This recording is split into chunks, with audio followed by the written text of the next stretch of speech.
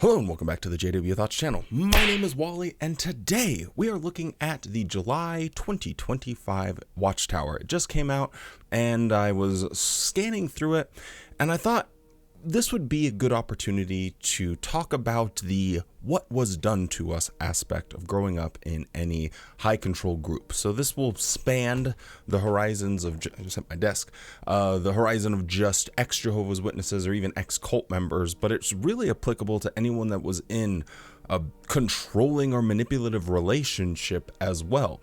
And I think it's important to sometimes take a step back and realize the actual damage that was done and just kind of hypothesize ways that we can grow out of that. So anyway, we're going to have a few things to discuss as we go through this Watchtower. With all that being said, let's do this.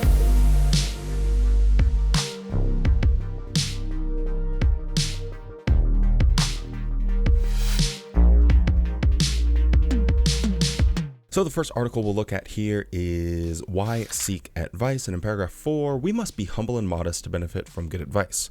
We need to recognize that we may not have the experience or knowledge to make a wise choice on our own. If we do not have humility and modesty, Jehovah will not be able to help us. Consequently, any advice we do receive when reading God's word may run off us like off a stone. It's a clunky sentence. However, if we are humble and modest, we will be quick to absorb the Bible-based advice we hear and to benefit from it.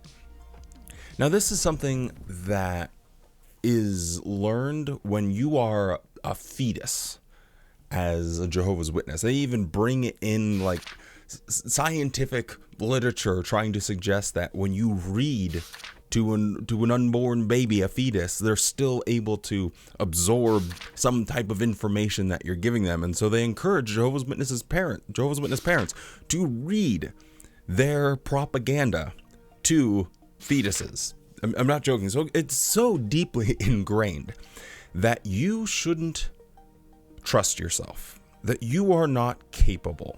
You don't have the ability to make wise choices on your own. That is such a damaging thing to ingrain in someone. When you are walking out in the world and you have a automatic program that boots up whenever you wake up in the morning, and it is running all the time, constantly reminding you how you are not enough. You on your own are incapable of being a smart, confident, successful person. You will be taken advantage of. Satan will get the better of you.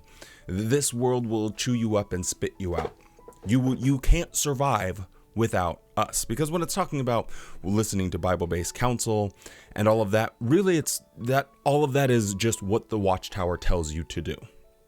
And so if someone starts to develop the ability to see things for what they are, maybe is getting more confident in their ability to make their own choices, Watchtower wants to rip that away from you by constantly telling you how to be humble and modest. And it's such a fascinating thing to do because you have to evaluate who this is coming from. Who is telling you to be humble? Someone that's claiming to speak for God.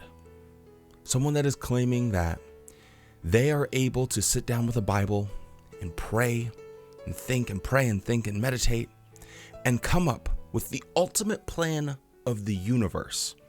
And to have those people consistently be wrong over and over again for decades, and yet still have the confidence to tell you what to do with your life. What to do with your life in every single aspect. In your day-to-day life, with things like the music you listen to, the movies you watch, places you go, friends that you have, in your short-term life, in maybe where you're going to take a vacation. Oh, no, why don't you go to Bethel? Have you visited Bethel? You've gone to Disneyland before you visited Bethel? Well, that's not very spiritual of you. And even in your long-term life, whether or not you'll have children, whether or not you will pursue a particular career path, all of the choices that you make are affected by this person that's telling you to be humble. And it's coming from the least humble position ever.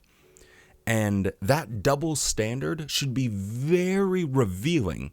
And you need to think about that, I suppose. Well, camera battery swap.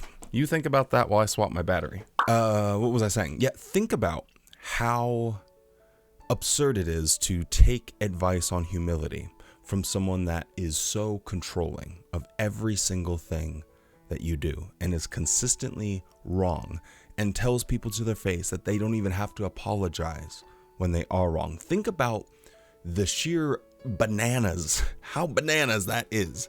It's really crazy if you step outside of the situation and look at it like, wow, what was I thinking listening to this? And it's good to remind yourself of that because it helps you to slowly break ties with some of those mental habits that you might have. And I'll talk about this a little bit more as we go through this.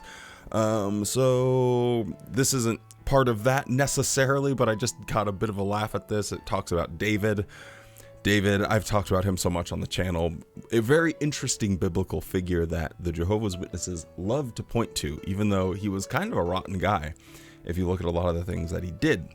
And how David, he was always ready to take advice from anyone. And this was even including a woman, which is kind of funny. And like David, we should be willing to listen to good advice no matter who gives it.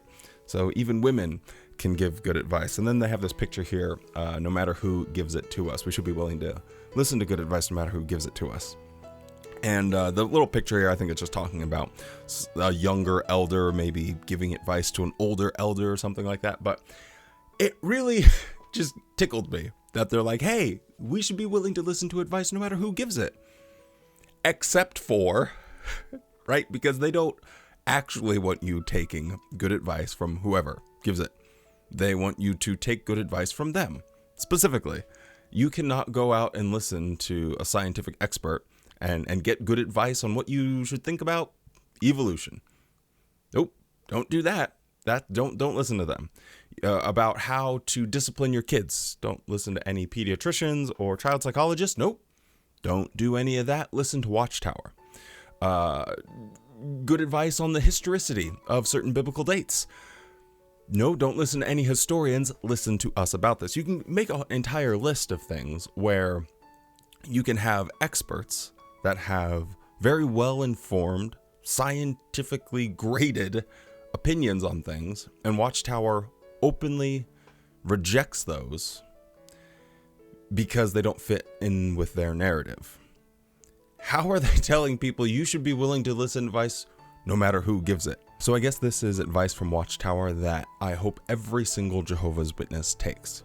They should learn how to evaluate what is good advice and bad advice, and should be willing to listen to that advice no matter who is giving it to them.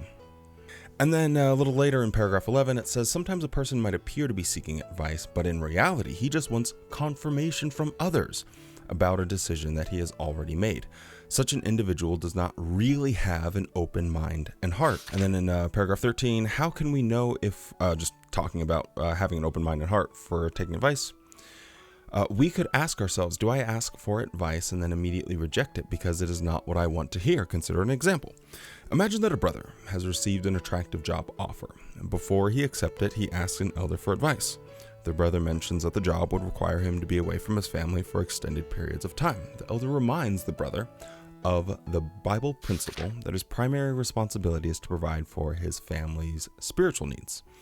Suppose that the brother immediately finds fault with the elder's words and asks other brothers about the matter until he is told what he wants to hear.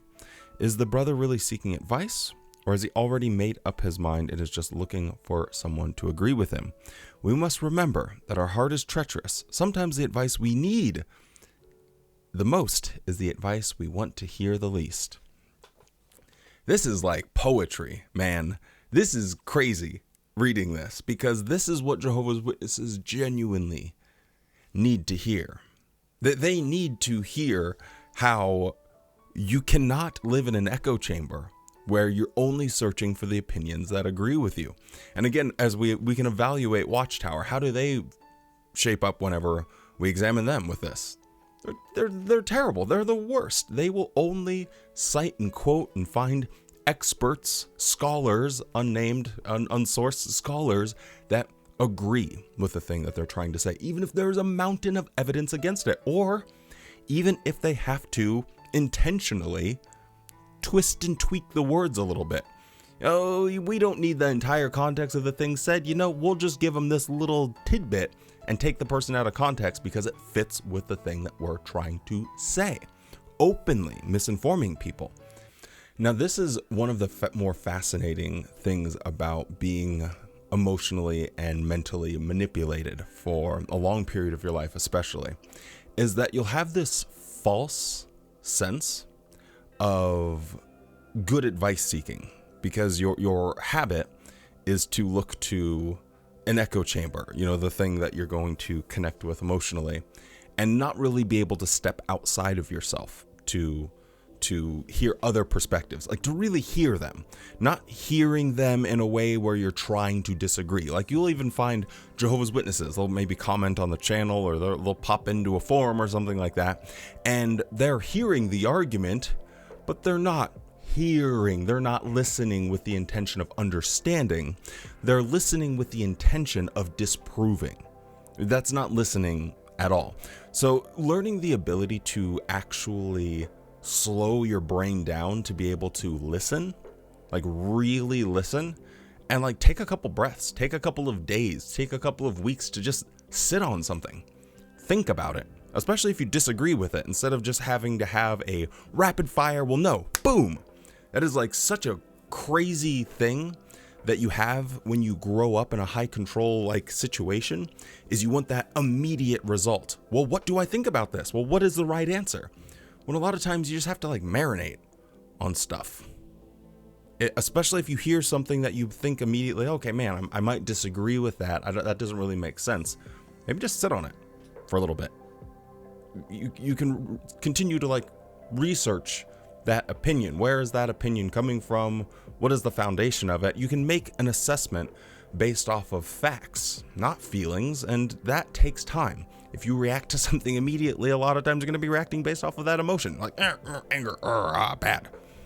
Okay, well, that's not really going to get you a lot of places. So it's something that takes quite a bit of time, I think, to develop, in just like slowing your brain down and not doing this game where they're kind of describing themselves here, of where they only go and looking for the advice that fits what they want to hear, but actually allowing yourself to hear opinions that you don't like, and then sitting on those and thinking about them and fact checking and exploring those a little bit more, just to give yourself a more balanced way of seeing any given situation. Well, I hear Goose barfing, so let me go take care of that. To be fair, I was kind of waiting for him to have a little bit of a puke.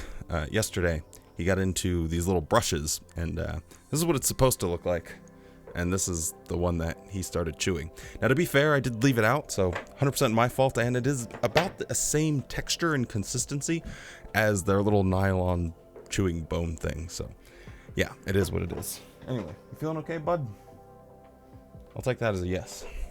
Anyway, to get back to what I was saying at the beginning about how the organization kind of trains people not to trust themselves, in the third article, there's this picture, what can help us to maintain a proper view of our own ideas? See paragraph 6, and paragraph 6 says, as a Christian gains experience, he could begin to put too much trust in his own opinions rather than look to Jehovah and his word for guidance.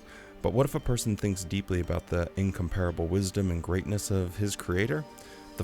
This fundamental truth will help him to remain humble and to put his own ideas in perspective.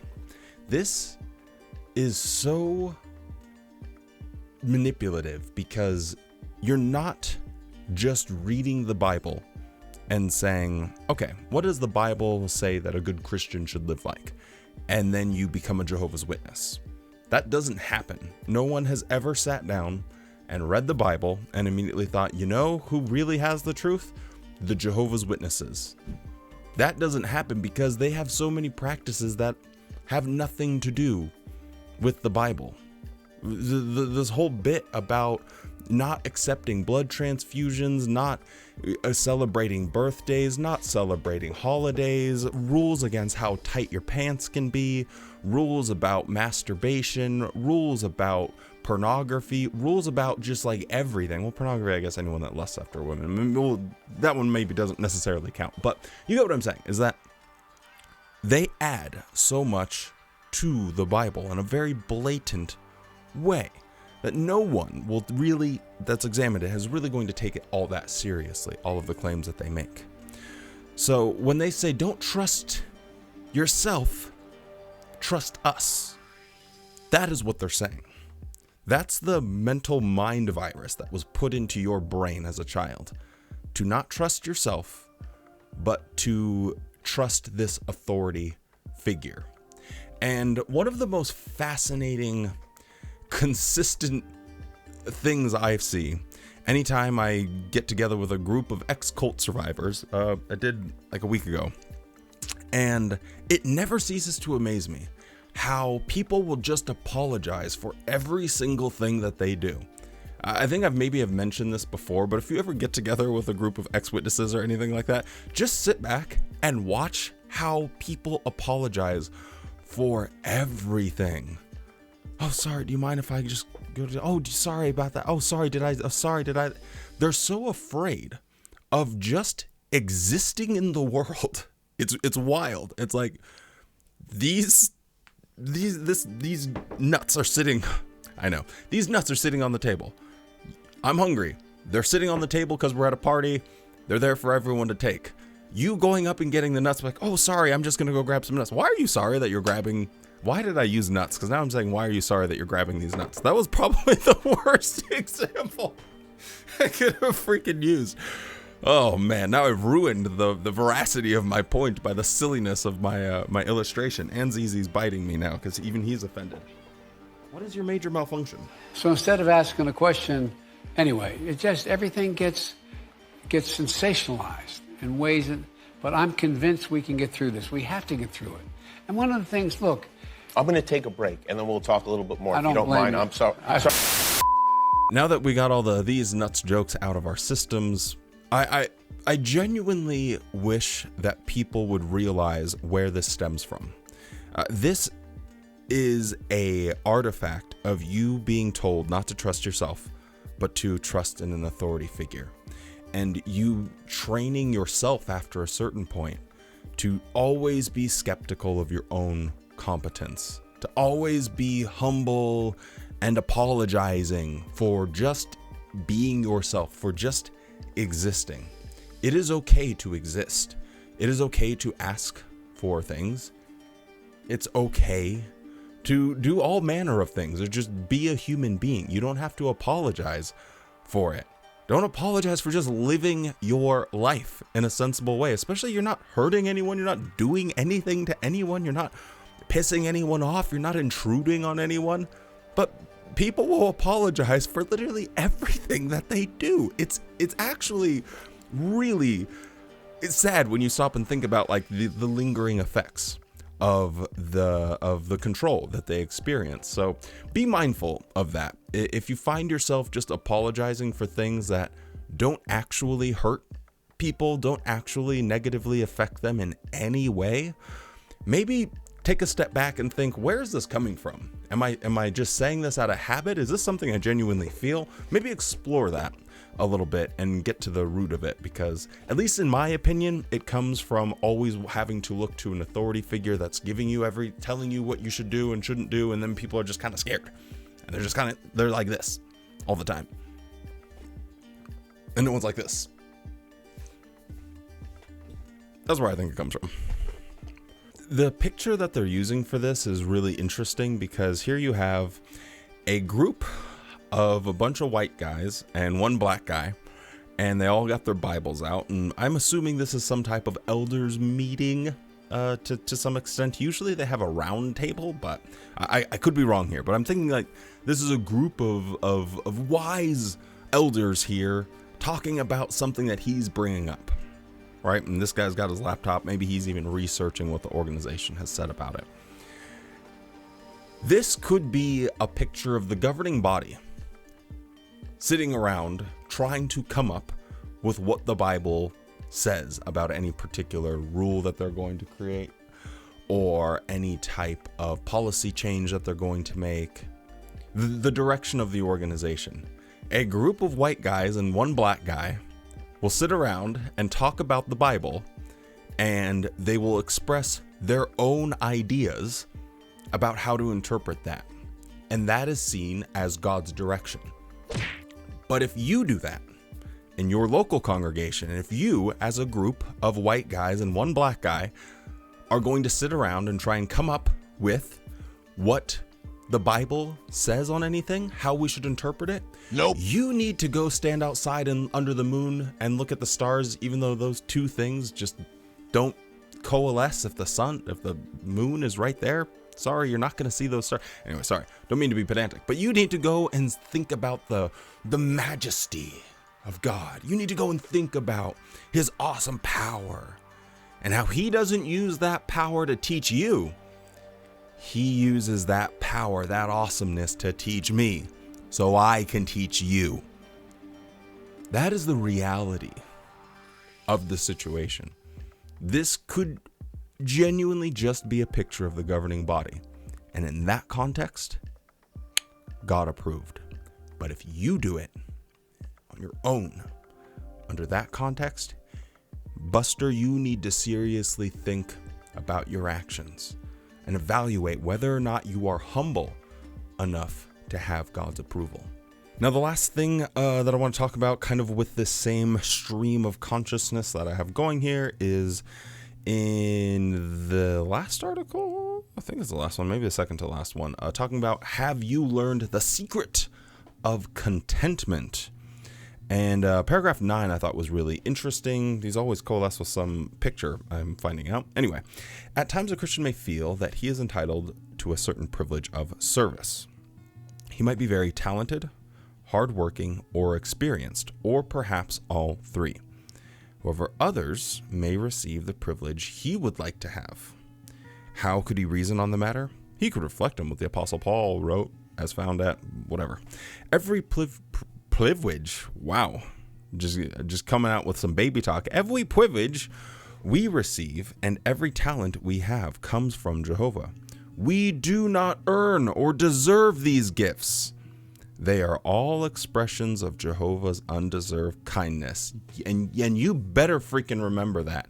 If you're good at something, you don't deserve to be. If you have a talent that you have developed through hard work, perseverance, you don't deserve that.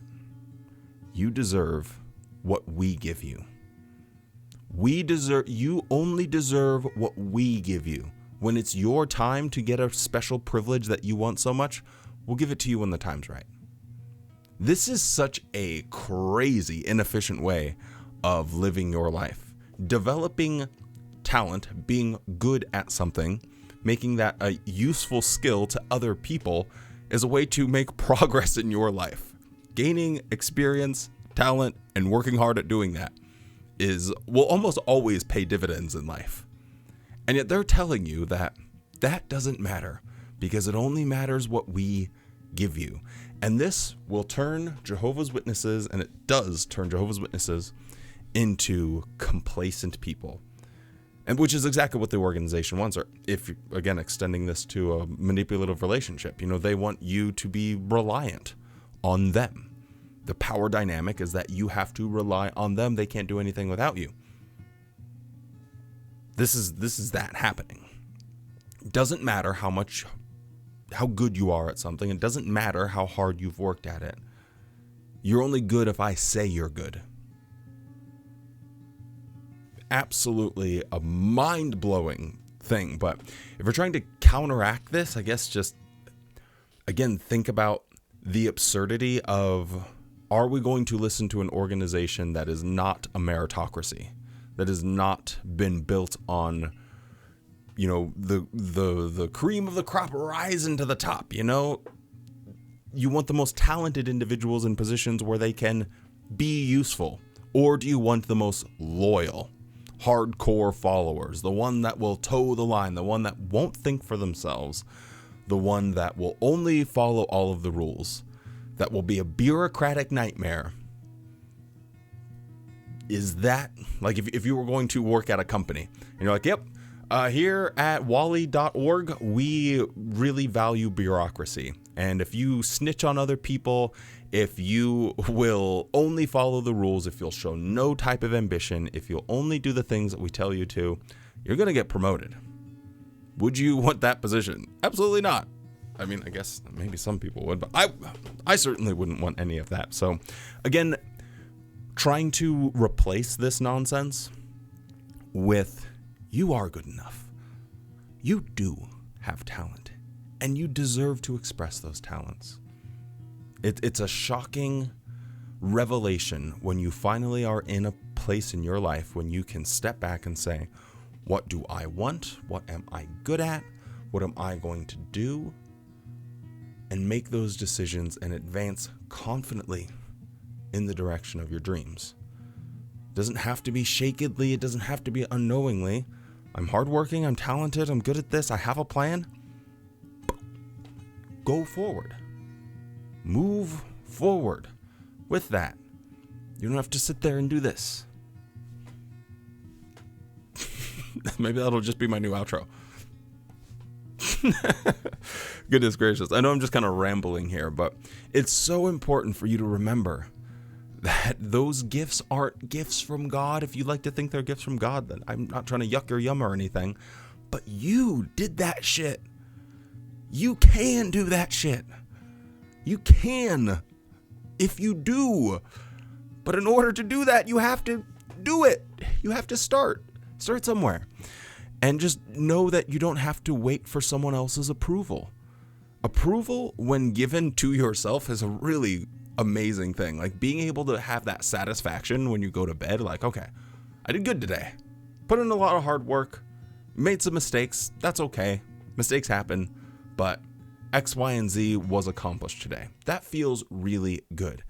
Not having to go to someone else and say, hey, I'm going to fill out my report card and hand it in to you so you can look at it and say, well, looks like you could have done a little bit. Being able to do that for yourself is so healthy for your emotional well-being. Now, there is a few other things in this article about blood transfusions and an article about one of Watchtower's most prolific lawyers. I think he's even had a video done about him, but Philip Brumley, I've made videos about him, got himself in some legal troubles for not being very honest with a particular court. Anyway, I guess I can put a link in the description to this video. I might make a separate one about that on its own, so I guess I'll just have to see how much time I have. With all of that, yep, that's the July Watchtower from the Eyes of Wally. Hope you enjoyed it. With all of that, stay safe, be kind, and don't forget to spend more time loving the things you love than hating the things you hate.